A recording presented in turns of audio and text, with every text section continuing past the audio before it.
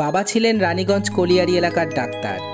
বাবার মতোই ডাক্তার হতে চেয়েছিলেন নমিতা চক্রবর্তী, কিন্তু ঘটনাচক্রে হয়ে গেলেন যাত্রার বিশিষ্ট অভিনেত্রী। মানুষ তাকে চেনেন শর্মিষ্ঠা গাঙ্গুলি নামে। কলিয়ারিতে বিভিন্ন যাত্রা দল যায়, তাদের আড্ডা জমে ডাক্তার গুরুপদ চক্রবর্তীর বাড়িতে, ফলে সকলকেই চিনতেন শর্মিষ্ঠা। কিন্তু কখনো তিনি যাত্রা শিল্পী হবেন এটা কল্পনাও করতে পারেননি। একদিন আকাশবাণীতে গানের অডিশন দিতে এসেছেন তার শিক্ষকের সঙ্গে। সেখানে দেখা চলচ্চিত্র পরিচালক পিনাকি মুখোপাধ্যায়ের সঙ্গে। তার সঙ্গীত শিক্ষকের সঙ্গে পরিচয় ছিল পিনাকি বাবু।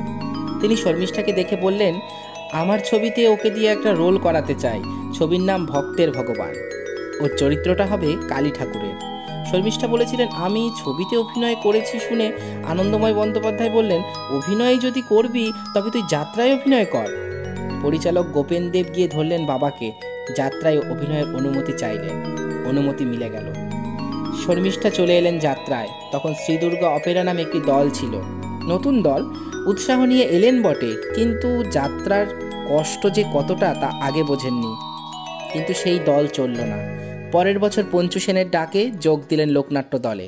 সে বছর লোকনাট্যের যাত্রা শুরু। শিল্পী তালিকাও ঝলমলে।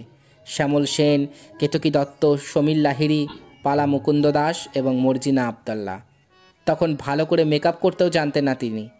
নিজের হাতে শর্মিষ্ঠাকে মেকআপ করে দিতেন কেতকী দত্ত।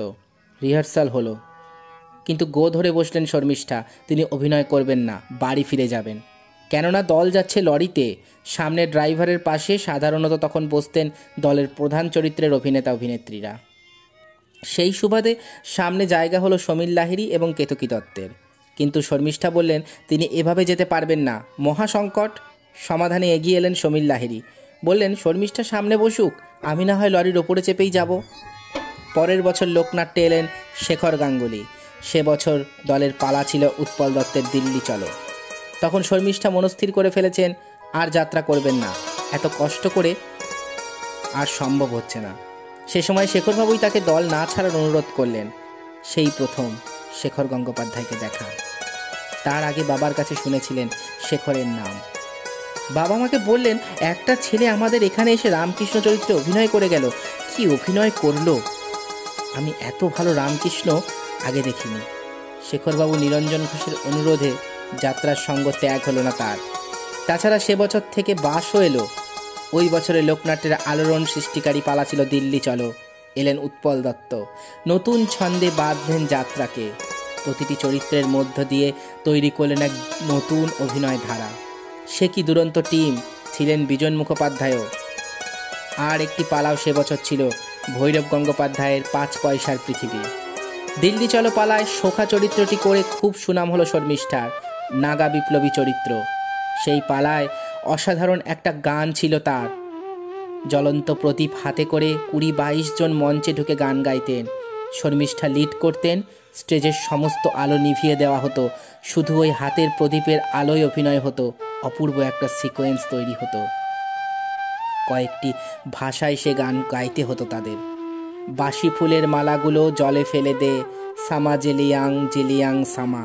খুব হাততালি পেত সিনটা। ওই পালায় একটা দৃশ্য ছিল, শর্মিষ্ঠা দৌড়ে এসে ইংরেজদের আসার খবর দিচ্ছে, কিন্তু কিছুতেই হাঁপাতে হাঁপাতে সংলাপটা বলতে পারছেন না। রিহার্সাল দেখে উৎপল দত্ত তাকে বললেন, তুই এই বাড়ির একতলায় চলে যা, তারপর সিঁড়ি দিয়ে ছুটতে ছুটতে ওপরে আয়, এসে এখানে ডায়লগটা বল। দেখ কিভাবে সত্যি করে হাঁপাতে হাঁপাতে কথাটা থ্রো করছিস। এইভাবেই শিখেছেন। লোকনাট্যেই শেখরবাবুর সঙ্গে প্রেম ও বিবাহ। বিয়ে নিয়ে শর্মিষ্ঠা গাঙ্গুলি বলেছিলেন, আমার থেকে শেখরবাবু অন্তত ২০ বছরের বড় ছিলেন, কিন্তু প্রেম হয়ে গেল। তিনি ছিলেন আমার শিক্ষকের মতো, অনেক কিছু তার কাছ থেকে শিখেছি। আমার প্রেমের মধ্যেই তাই শ্রদ্ধার স্থান ছিল অনেকখানি। কিন্তু যাত্রাওয়ালার সঙ্গে কিনা বিয়ে, আমার বাড়ির অনেকেই এটা পছন্দ করল না। সেই সময় অনেক আত্মীয় আমাদের বয়কট করেছিল, কিন্তু আমার বাবা সেদিন পাশে দাঁড়িয়েছিল বলেই সেই প্রেমের বিয়ে শেষ পর্যন্ত পৌঁছেছিল। তখনও তিনি নমিতা চক্রবর্তী। তখনকার বহু লিফলেট হ্যান্ডবিলে এই নামই পাওয়া যাচ্ছে। তারপর তরুণ অপেরায় এসে হয়ে গেলেন শর্মিষ্ঠা। একদিন অমর ঘোষ শান্তিগোপালকে বললেন, ওর নমিতা নামটা সেকেলে, অন্য নাম দেওয়া দরকার। তারপর শান্তিগোপাল এবং অমর ঘোষ মিলে নামকরণ করলেন শর্মিষ্ঠা। তারপর থেকেই তিনি শর্মিষ্ঠা গাঙ্গুলি। তরুণ অপেরায় অভিনয় করলেন হিটলার, লেলিন, আমি সুভাষ ইত্যাদি পালায়। উৎপল দত্ত না থাকলে অবশ্য শর্মিষ্ঠা এই খ্যাতি পেতেন না। তিনি তাকে হাতে ধরে অভিনয় শিখিয়েছেন। পাশে পেয়েছিলেন শেখর গাঙ্গুলিকেও। উৎপল দত্তের বিভিন্ন অমর পালায় তিনি অভিনয় করেছেন।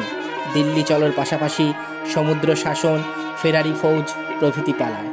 শিল্পী তীর্থ দলে তিনি অভিনয় করলেন দীপান্তর পালায়। সেখানে প্রধান চরিত্রে অভিনয় করতেন জ্যোৎস্না দত্ত, আর ছিলেন অসীম কুমার, গুরুদাস ধারা, সীমা বসু প্রমুখ।